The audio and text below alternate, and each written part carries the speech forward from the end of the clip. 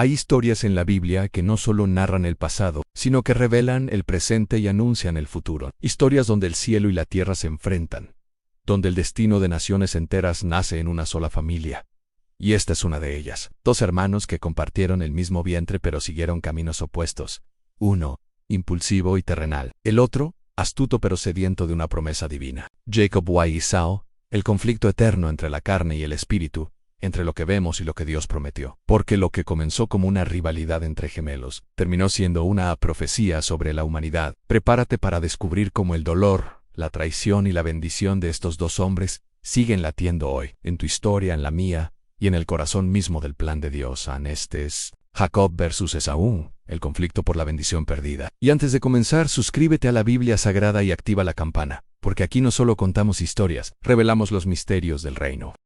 ¿Por qué parece que algunos hombres nacen destinados a luchar incluso antes de abrir los ojos al mundo? ¿Y por qué hay almas que desde el principio representan algo más grande que ellas mismas? Una batalla entre la carne y el espíritu, entre lo terrenal y lo celestial. Desde el principio de los tiempos, la historia de Jacob y Esaú ha sido más que el relato de dos hermanos. Es una profecía encarnada, una sombra del conflicto interior que todo ser humano libra entre el deseo y el propósito, entre lo inmediato y lo eterno. Ambos fueron hijos de Isaac, nietos del patriarca Abraham. Llevaban en su sangre la promesa del cielo, el pacto que Dios había sellado con su abuelo. En tu descendencia serán benditas todas las familias de la tierra. Pero esa bendición no se transmite sin conflicto. Cada promesa de Dios es custodiada por la prueba. Y antes de que estos gemelos respiraran su primer aliento, ya el cielo había hablado su destino. Las escrituras dicen que Rebeca, la esposa de Isaac, no podía tener hijos. Durante años lloró en silencio, mientras las otras mujeres de la aldea la miraban con compasión y susurros. La infertilidad en aquella cultura no era solo un dolor físico,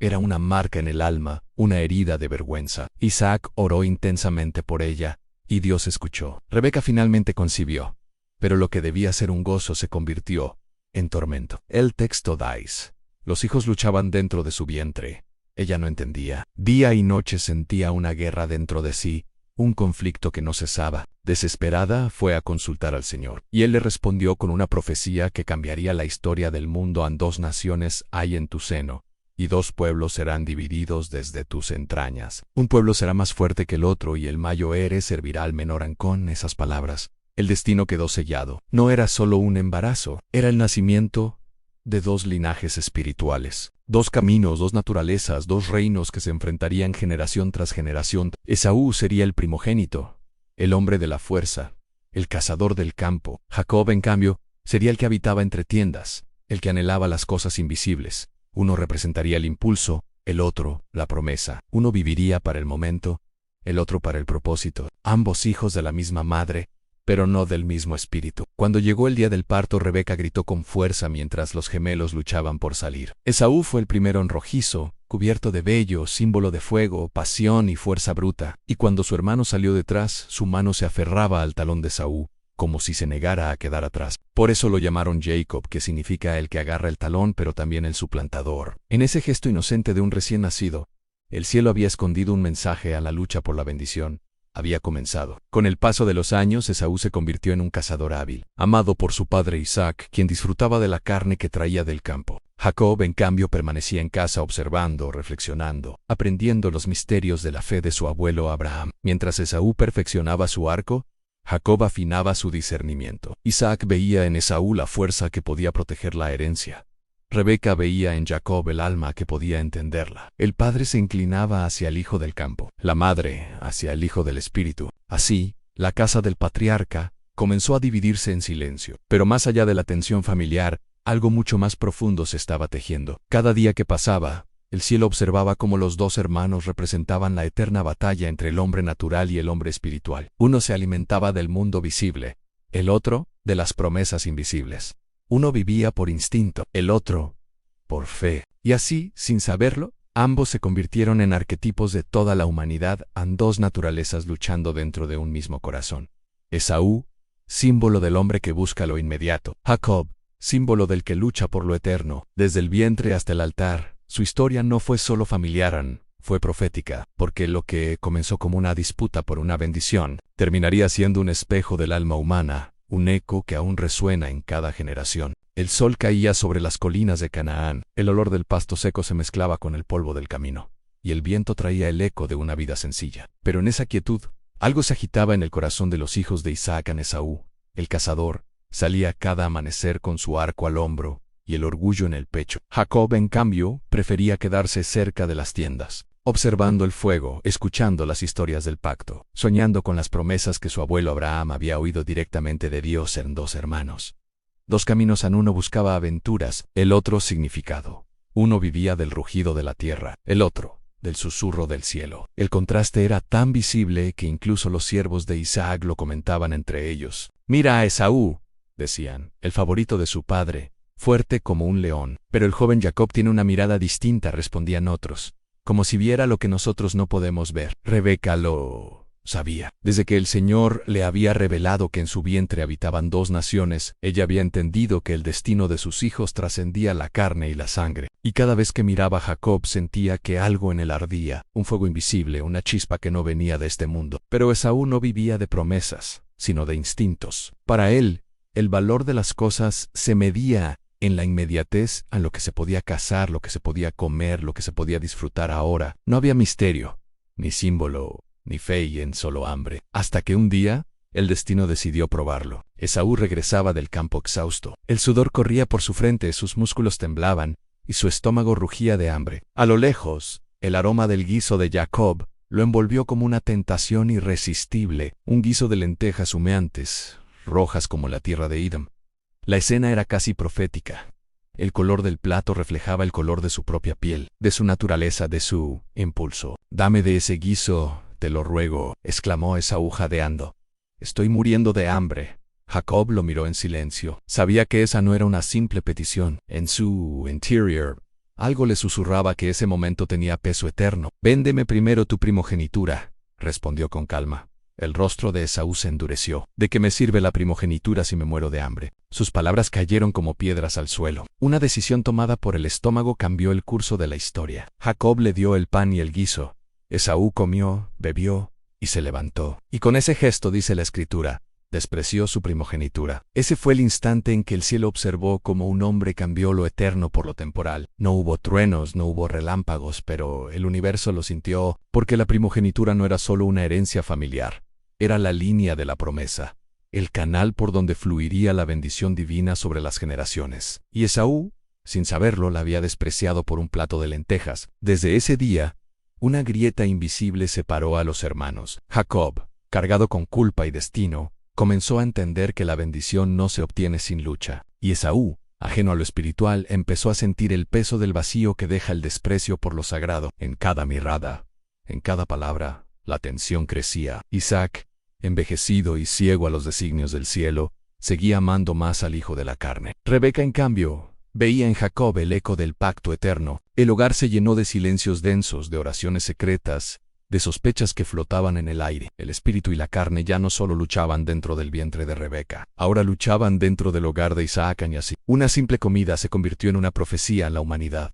Una y otra vez. Sigue eligiendo el plato del momento sobre la herencia de la eternidad. Cambian los nombres, cambian las circunstancias, pero la historia se repite.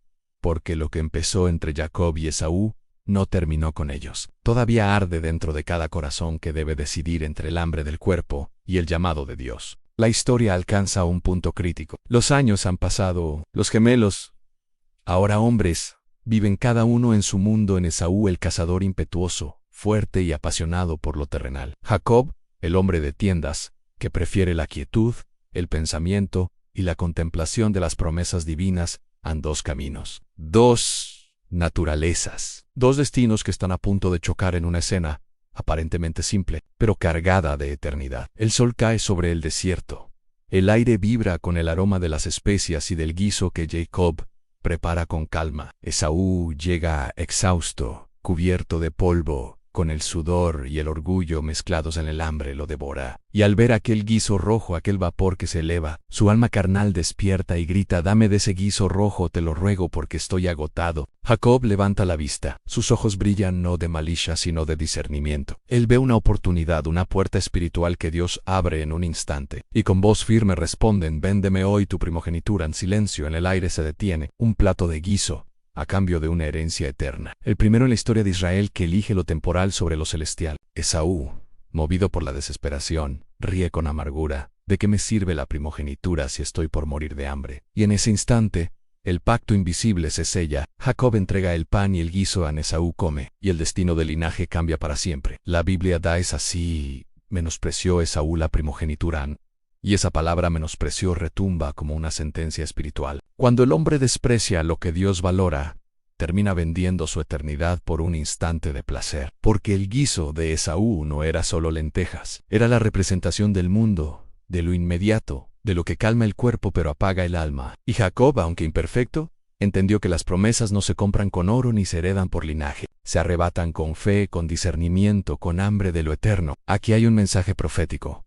A muchos hoy están vendiendo su primogenitura espiritual por un plato de comodidad, por fama, por dinero, por placer momentáneo, por encajar en un sistema que grita, disfruta hoy y calla, pierde tu eternidad. El guiso sigue humeando sobre la mesa del mundo, y el enemigo lo sirve con sonrisas y brillo, pero lo que está en juego sigue siendo lo mismo, tu herencia divina. Jacob sabía que la bendición de Abraham no se trataba solo de tierras o riquezas, sino de ser el canal del propósito de Dios.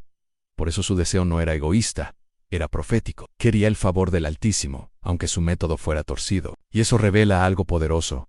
Dios puede usar incluso los errores de un corazón que lo busca, pero no puede bendecir la indiferencia de un alma que desprecia su plan. Cuando Esaú terminó de comer, el texto dice que se levantó y se fue, sin orar, sin mirar atrás, como quien deja caer un tesoro sin entender su valor. Y ese es el espíritu de la generación de Esaú, la que se levanta satisfecha pero vacía, llena de lo que no nutre y vacía de lo que salva. Jacob, en cambio, mira el plato vacío y algo en su interior cambia. No ha ganado aún la bendición de su padre, pero sí ha sellado el inicio de una promesa que Dios había decretado antes de su nacimiento. El cielo empieza a mover piezas, y la historia avanza hacia el momento más tenso de su vida, el día en que tendrá que engañar para recibir lo que el cielo ya había prometido. Pero aquí surge la gran pregunta. ¿Por qué Dios permitió que el destino se cumpliera a través de un engaño? ¿Acaso la profecía necesita del error humano para manifestarse? Esa será la respuesta que descubriremos en la próxima parte. Cuando Rebeca, movida por el espíritu de la profecía, urda el plan que cambiará la historia de Israel. Porque a veces, Dios mueve los hilos del destino incluso en medio del caos humano, para que su palabra se cumpla aunque el camino sea escandalosamente imperfecto. El viento sopla suave sobre las tiendas del campamento. Isaac, viejo y ciego, siente que sus días se apagan como la llama de una lámpara al final del aceite. Su voz, debilitada pero firme, llama a su hijo mayo Erran Esaú. Hijo mío y él responde, aquí estoy, padre. El anciano sonríe. Toma tus armas, tu arco y tus flechas, ve al campo. Cázame algo de casa, prepárame un guiso como me gusta, y tráemelo, para que te bendiga antes de morir. En lo que Isaac ignora, es que Rebeca escucha desde la sombra. Su corazón se agita. Recuerda la voz de Dios, aquella profecía que oyó años atrás en el Mayo Ere, servirá al menor y entiende que ha llegado el momento. No por ambición, sino porque lo que Dios dijo debe cumplirse, aun si los métodos humanos parecen torcidos. Rebeca corre hacia Jacob. Sus palabras son rápidas, urgentes, temblorosas. Tu padre va a bendecir a Esaú. Haz lo que te digo. Ve al rebaño, tráeme 2 cabritos, y yo prepararé el guiso que le gusta. Llévaselo tú, y recibe tú la bendición. Jacob duda. Su mente lucha entre la fe y el miedo. Pero madre, Esaú es velludo y yo soy lampiño. Si mi padre me toca, pensará que lo engaño y traeré maldición sobre mí.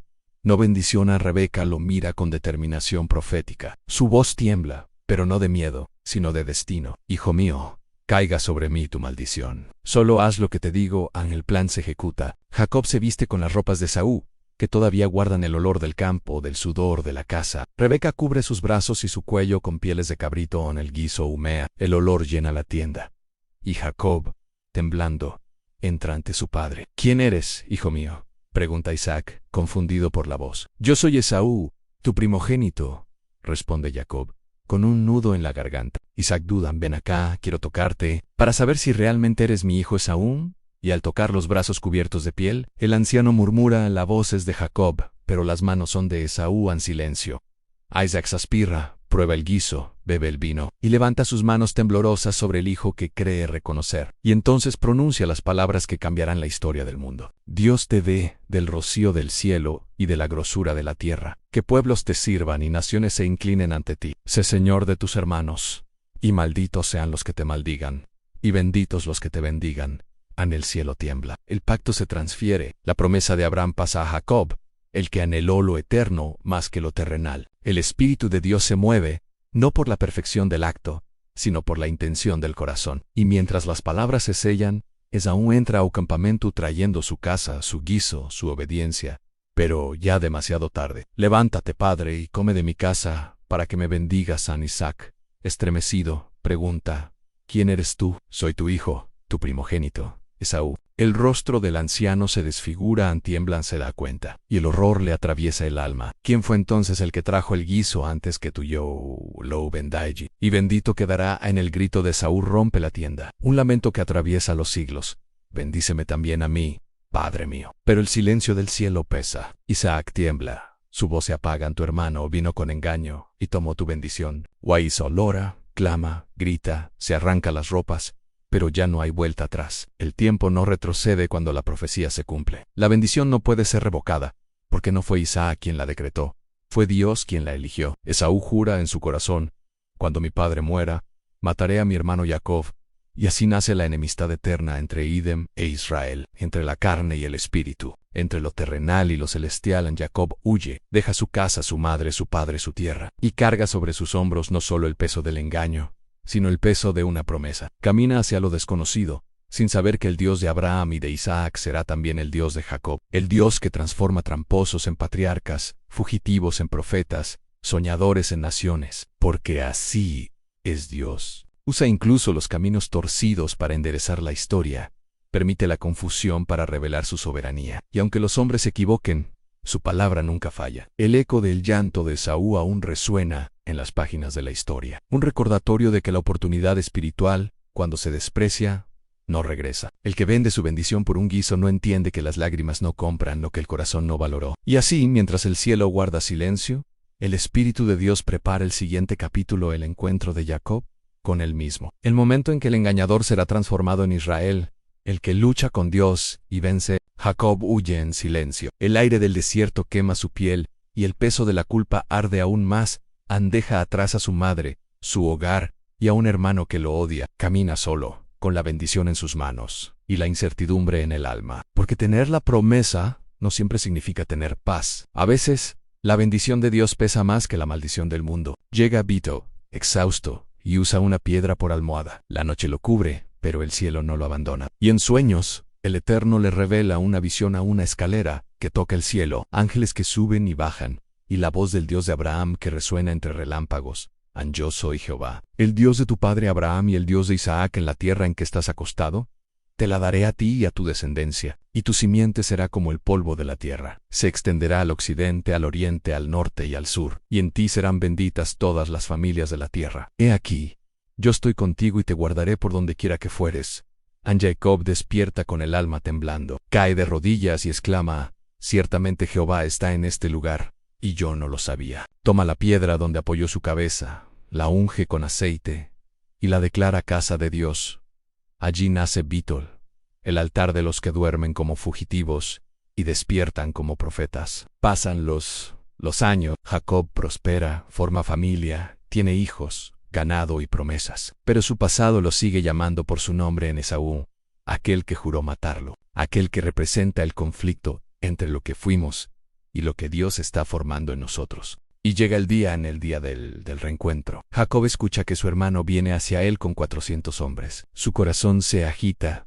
¿Será venganza o perdón? Divide sus campamentos, ora con desesperación, y dice una frase que corta el alma: no soy digno de todas las misericordias y de toda la verdad que has mostrado a tu siervo. Ya no habla como el astuto que engañó, habla como el quebrantado que entiende que sin Dios no hay victoria que valga. Esa noche, junto al río Jabbok, algo sobrenatural ocurre. Un hombre aparece, no un enemigo, sino el mismo Dios en forma de ángel. Jacob lucha con el Joras. Lágrimas, fuerza, orgullo, culpa, todo se rompe en ese combate silencioso entre el cielo y la carne. Y cuando el ángel toca a su muslo, Jacob cae pero no suelta. Entre jadeos y lágrimas grita, no te dejaré ir hasta que me bendigas. Y el ángel responde con una voz que corta la eternidad.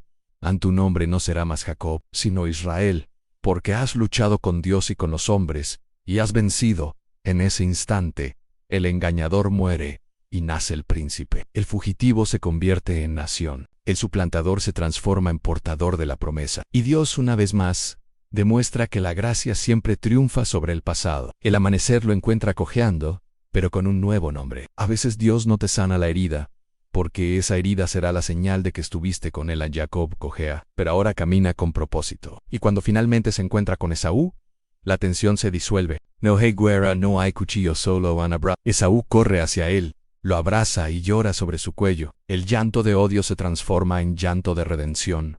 El tiempo se detiene, el pasado se redime, y dos hombres entienden que Dios nunca quiso destruirlos sino transformarlos. Jacob alza la mirada y dice: al ver tu rostro, es como ver el rostro de Dios, y esas palabras no son solo poesía, son perfectas. Porque el verdadero rostro de Dios se revela cuando el amor vence al rencor, cuando el perdón derrota al orgullo, y cuando el hombre se rinde ante la gracia. Años después, las generaciones de Jacob formarán Israel. Las de Esaú, Edom, dos pueblos, dos caminos. Y el eco espiritual sigue vivo hasta hoy. La carne y el espíritu aún luchan dentro del hombre moderno. El Esaú interior que busca lo inmediato, y el Jacob interior que anhela lo eterno. El guiso sigue humeando en las mesas del mundo, y Dios sigue preguntando: ¿a quién elegirás alimentar hoy? ¿A tu hambre terrenal o a tu llamado divino? Porque esta historia no terminó en el Génesis. Se repite cada día en el corazón de quienes buscan a Dios, y el mismo Dios que transformó a Jacob sigue llamando a los que huyen, a los que engañan, a los que se esconden, no para juzgarlos sino para renombrarlos. Jacob fue marcado,